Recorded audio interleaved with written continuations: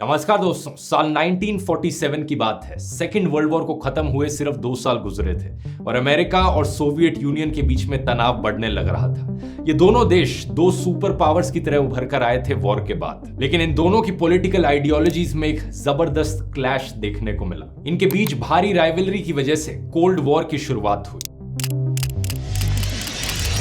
इस समय में दोनों देश अपने न्यूक्लियर हथियारों को और ताकतवर बनाने की कोशिश कर रहे थे। इसी के लिए ये दोनों देश एक इंटरकॉन्टिनेंटल बैलिस्टिक मिसाइल की डेवलपमेंट करने लग रहे थे। एक ऐसी मिसाइल जिसका इस्तेमाल किया जा सके न्यूक्लियर हथियारों को डिलीवर करने के लिए एक कॉन्टिनेंट से दूसरे कॉन्टिनेंट में, अमेरिका से सोवियत यूनियन पर या सोवियत यूनियन से अमेरिका पर। इन आईसीबीएम्स को इतने लंबे डिस्टेंसेस कवर करने के लिए बेसिकली बाहर की स्पेस में रॉकेट लॉन्च करना पड़ता। तो दोनों देशों को पता था कि अगर किसी भी देश ने ऐसी टेक्नोलॉजी डेवलप कर ली जिससे स्पेस में पहुंचा जा सकता है, तो उस देश के पास हथियारों के मामले में एक बहुत बड़ा एडवांटेज होगा। इसी रीजन से दोनों देश कंपटीशन में लग गए कि कौन पहले स्पेस तक पहुंच सकता है।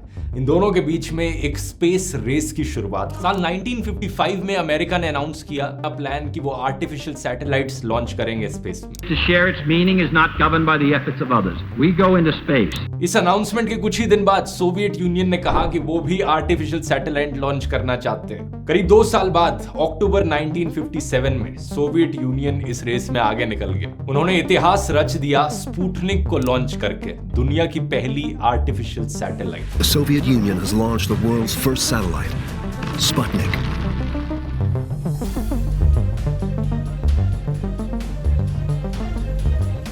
एक महीने बाद उन्होंने एक और सैटेलाइट भेजी, स्पुतनिक 2। इस बार इस सैटेलाइट के अंदर पहली बार एक लिविंग क्रीचर था, एक कुत्ता जिसका नाम था लाइका। अमेरिका ने कैचअप किया जनवरी 1958 में, जब उन्होंने अपनी पहली सैटेलाइट लॉन्च करी, एक्सप्लोरर 1। इन दोनों देशों के बीच में कंपटीशन इतना भयंकर था, मोटिवेशन इतना ज्यादा था कि स्पेस टेक्नोलॉजी में प्रोग्रेस बड़ी तेजी से देखने को मिला। इसी बीच इंडिया में बैठे एक साइंटिस्ट डॉक्टर विक्रम साराभाई बड़ा इंस्पायर्ड फील होने लगे इस स्पेस टेक्नोलॉजी में डेवलपमेंट्स को देखकर। स्पेशली स्पुतनिक की लॉन्च के बाद साल 1957 में इन्होंने रियलाइज किया कि एक देश के विकास के लिए स्पेस में डेवलपमेंट करना कितना जरूरी है। साल 1962 तक इन्होंने जवाहरलाल नेहरू को कन्विंस कर दिया था कि इंडिया के पास भी अपना एक स्पेस प्रोग्राम होना चाहिए, और कुछ इस तरीके से जन्म होता है दोस्तों इसरो का।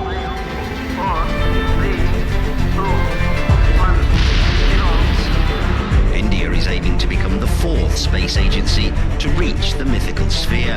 16,000 से भी ज्यादा लोगों का इसरो संगठन है।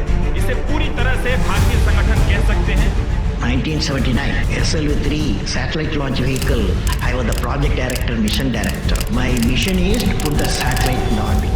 शुरुआत में इसरो का नाम होता है INCOSPAR, Indian national committee for space research, और प्रधानमंत्री जवाहरलाल नेहरू इसे सेटअप करते हैं under the department of atomic energy. Doctor Vikram Sarabhai को इसका चेयरमैन बनाया जाता है, और यही रीजन है कि डॉक्टर साराभाई को हम आज के दिन जानते हैं as the father of Indian space program. अपने शुरू के दिनों में इनकोस्पार के पास बहुत ही लिमिटेड इंफ्रास्ट्रक्चर और रिसोर्सेज होते हैं।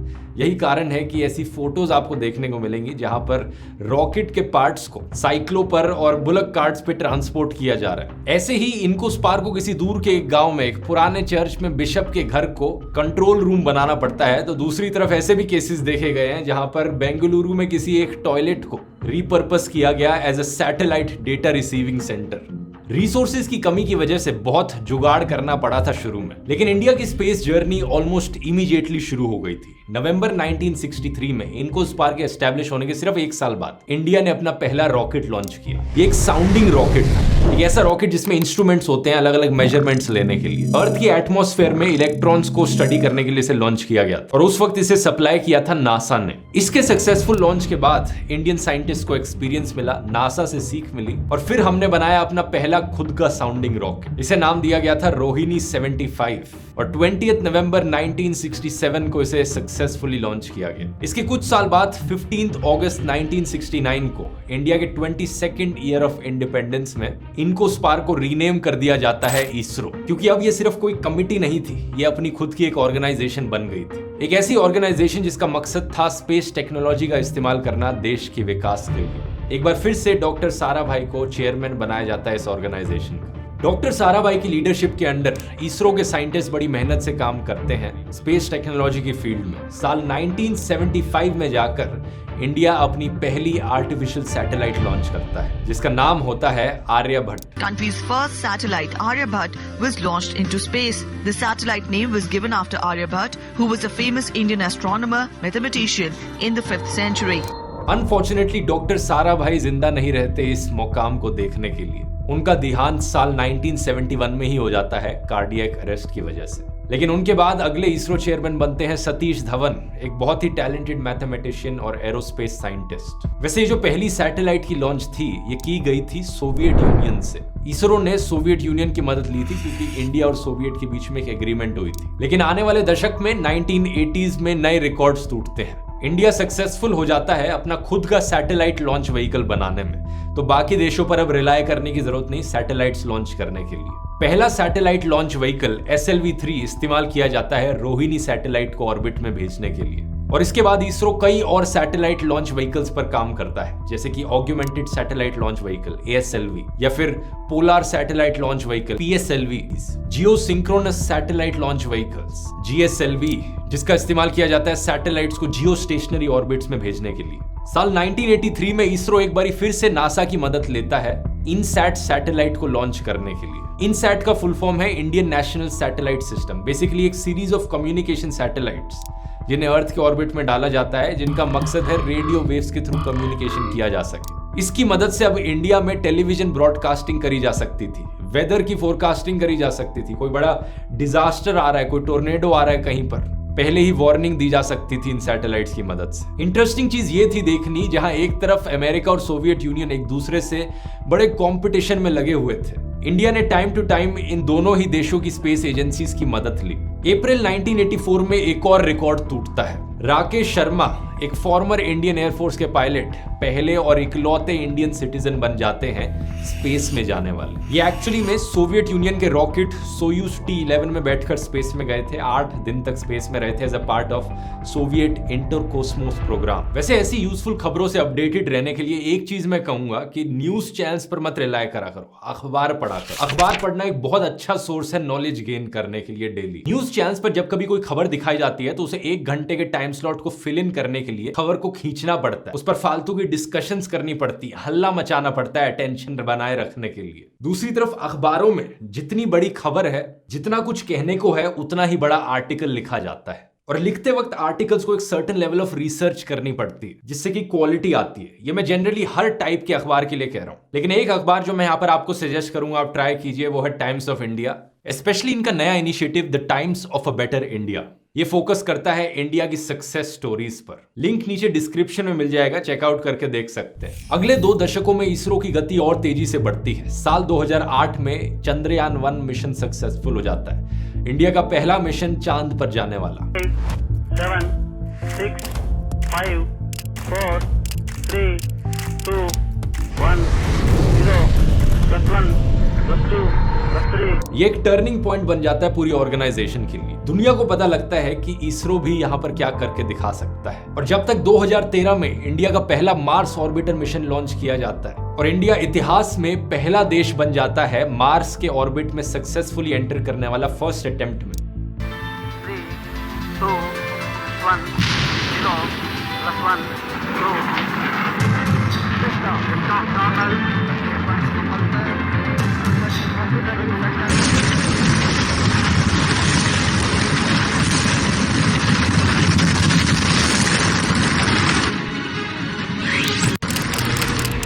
इसरो को एज अ स्पेस एजेंसी दुनिया की टॉप स्पेस एजेंसीज में गिना जाने लगता है। इंडिया को एक स्पेस सुपर पावर माना जाने लगता है। ये मार्स मिशन कई मायनों में ऐतिहासिक था। इंडिया चौथा देश था सिर्फ ऑर्बिट में जाने वाला मार्स के, और हमने एक कर दिखाया था सिर्फ $74 मिलियन की कॉस्ट में, जो कि बहुत कम कॉस्ट होती है। जो हॉलीवुड फिल्म बनी थी मार्शियन, उस फिल्म का बजट ही इंडिया के मिशन के बजट से ज्यादा था। $108 मिलियन उस पर स्पेंड किए गए थे वर्सेस 74 मिलियन यहाँ पर। लेकिन एक सवाल जो बहुत से लोगों के मन में यहाँ पर उठता है, इसरो की ये बड़ी अचीवमेंट्स नासा के सामने कितनी फिट बैठती है? क्या इसरो नासा की बराबरी कर सकता है?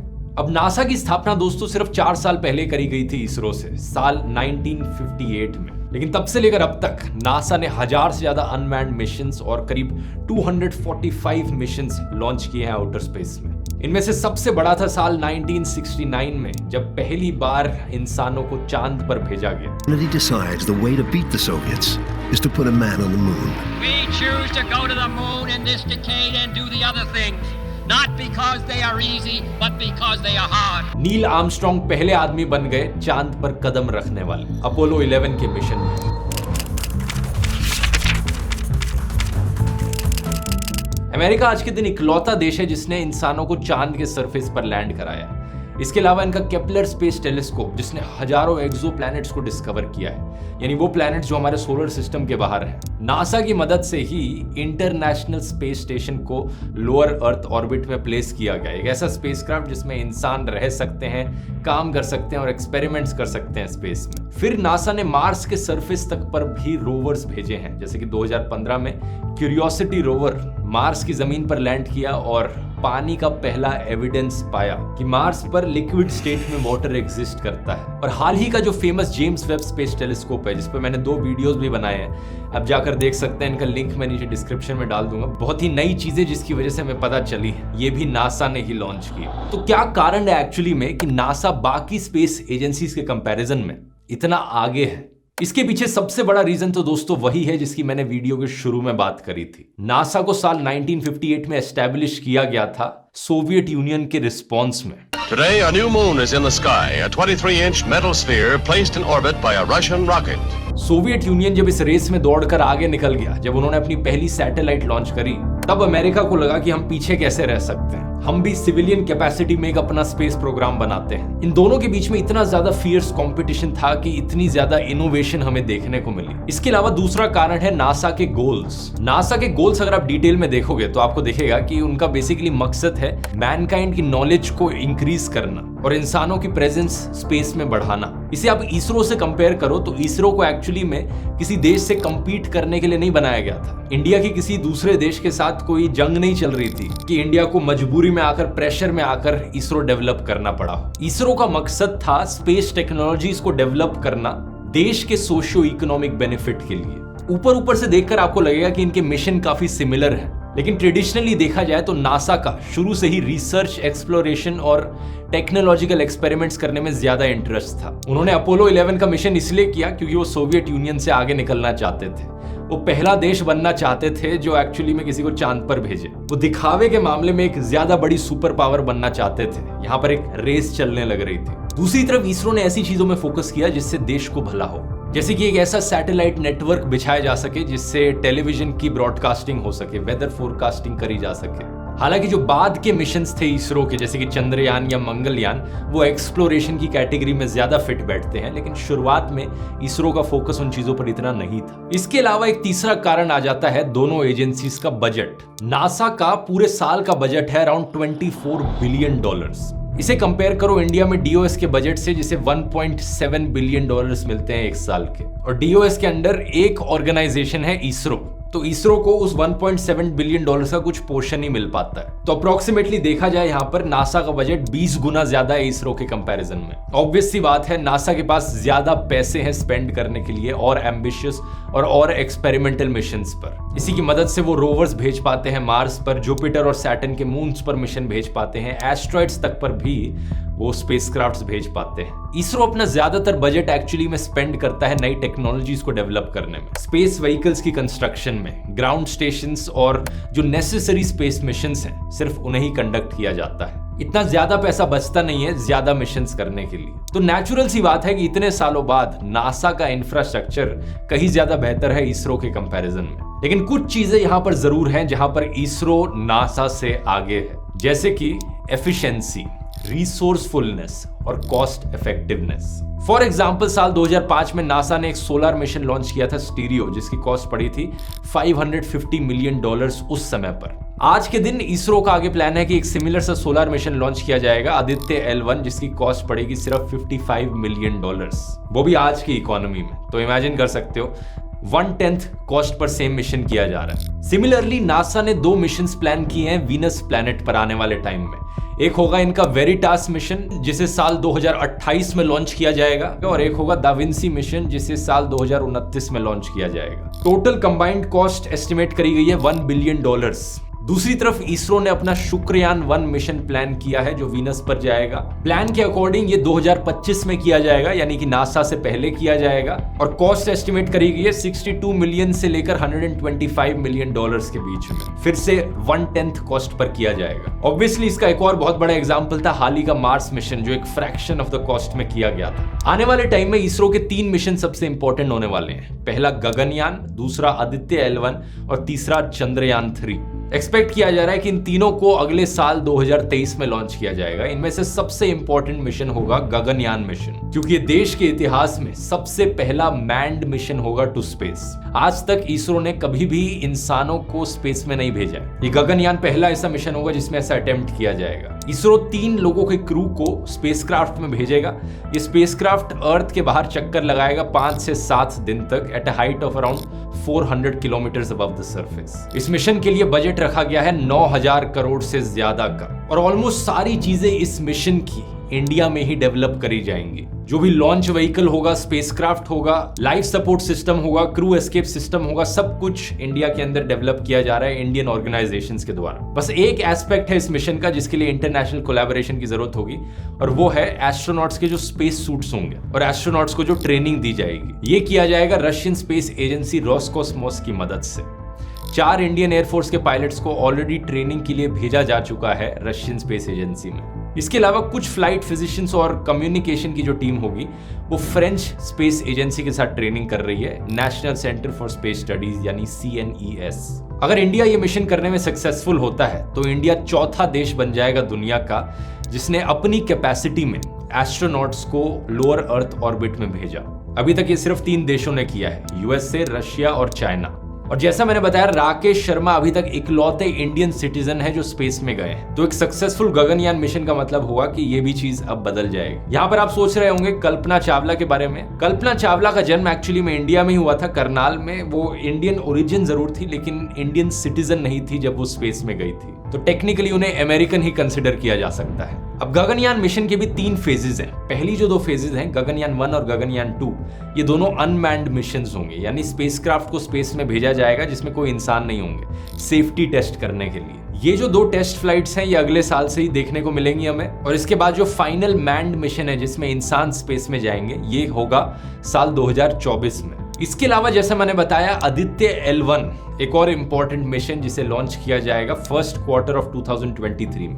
ये इंडिया का पहला मिशन होगा जो सूरज को स्टडी करेगा। इसके लिए कॉस्ट रखी गई है अराउंड 378 करोड़ रुपीस। और फिर होगा इसरो का चंद्रयान 3 मिशन जो कि तीसरा मिशन होगा मून पर। 2019 में चंद्रयान 2 भेजा गया था जिसने लैंड करने की कोशिश करी थी, लेकिन लैंडर जो था उसका, विक्रम लैंडर जिसका नाम था, वो मैल फंक्शन कर गया था एक सॉफ्टवेयर ग्लिच की वजह से और ये लैंडर क्रैश कर गया था। चंद्रयान 3 फिर से यही चीज अटेम्प्ट करेगा और एक सॉफ्ट लैंडिंग करने की कोशिश करेगा मून के साउथ पोल पर। इसके अलावा टाइम में आगे जाएं तो कई और मिशंस प्लान किए गए हैं इसरो के द्वारा, जैसे कि शुक्रयान 1 जो वीनस पर जाएगा, साल 2024 में किया जाएगा ये, और कई स्पेस एजेंसीज के साथ कोलैबोरेट करके ये किया जाएगा। फिर प्लान किया गया है कि एक लूनार पोलर एक्सप्लोरेशन मिशन किया जाएगा जापानीज एरोस्पेस एजेंसी के साथ कोलैबोरेट करके, जिसमें साल 2025 में एक लैंडर और रोवर भेजेंगे मून पर साउथ पोल रीजन को एक्सप्लोर करने के लिए। साथ ही साथ एक मंगलयान 2 मिशन भी प्लान किया जा रहा है। लॉन्ग टर्म फ्यूचर में अगर सबसे एम्बिशियस प्लान की बात करें तो इसरो का प्लान है कि साल 2030 तक इंडिया का खुद का स्पेस स्टेशन हो स्पेस में। ये चीज फॉर्मर इसरो चेयरमैन के सिवन ने अनाउंस करी थी साल 2019 में। यहाँ पर एक चीज तो पक्की है कि वो जो जमाना था सोवियत यूनियन और अमेरिका जब एक समय पर रेस किया करते थे स्पेस में जाने के लिए, जबरदस्त कंपटीशन का जो जमाना था वो खत्म हो चुका है। आज का जमाना कोई इसरो वर्सेस नासा या इसरो वर्सेस कोई और स्पेस एजेंसी का नहीं है, बल्कि ये टाइम है इसरो प्लस नासा या इसरो प्लस बाकी स्पेस एजेंसीज का। आज के दिन ज्यादातर देश एक दूसरे से लड़ाई नहीं करना चाहते, कंपीट नहीं करना चाहते, बल्कि कोलैबोरेट करना चाहते हैं, क्योंकि साथ में मिलकर काम करने से ही जब एक दूसरे के साथ टेक्नोलॉजीज शेयर करी जाएंगी, पैसे बचाने के आइडियाज शेयर किए जाएंगे, मिलकर काम किया जाएगा, तभी तो हमें सही मायनों में इंसानों के लिए प्रोग्रेस देखने को मिलेगा, किसी एक या दूसरे देश के लिए नहीं, पूरी इंसानियत के लिए। और उम्मीद है कि जिस इंडियन इकोसिस्टम ने इसरो की ग्रोथ को सपोर्ट किया है और साइंटिस्ट को एम्पावर किया है इसरो को इस मुकाम तक पहुंचाने के लिए, हम उसी तरीके से इसरो का सपोर्ट आने वाले टाइम में भी करते रहेंगे। वैसे जो कहानी मैंने आपको वीडियो के शुरू में बताई थी उसकी भी एक हैप्पी एंडिंग है। अमेरिका और सोवियत यूनियन ने जरूर एक दूसरे से कंपीट करके शुरुआत करी थी, लेकिन जुलाई 1975 तक अमेरिका और यूएसएसआर भी एक दूसरे के साथ कोलैबोरेट करने लग गए थे स्पेस के मामले में।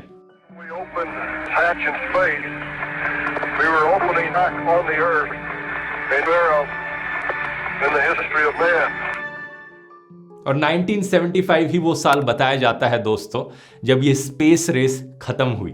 इन दोनों देशों ने एक दूसरे के अगेंस्ट भागना बंद किया और साथ में मिलकर ये दौड़े। वीडियो पसंद आया, आप और वीडियोस देख सकते हैं मेरे जो मैंने स्पेस के ऊपर बनाए थे, जैसे कि जेम्स वेब स्पेस टेलीस्कोप या टाइम ट्रैवल। यहां पर क्लिक करके आप देख सकते हैं। बहुत बहुत धन्यवाद।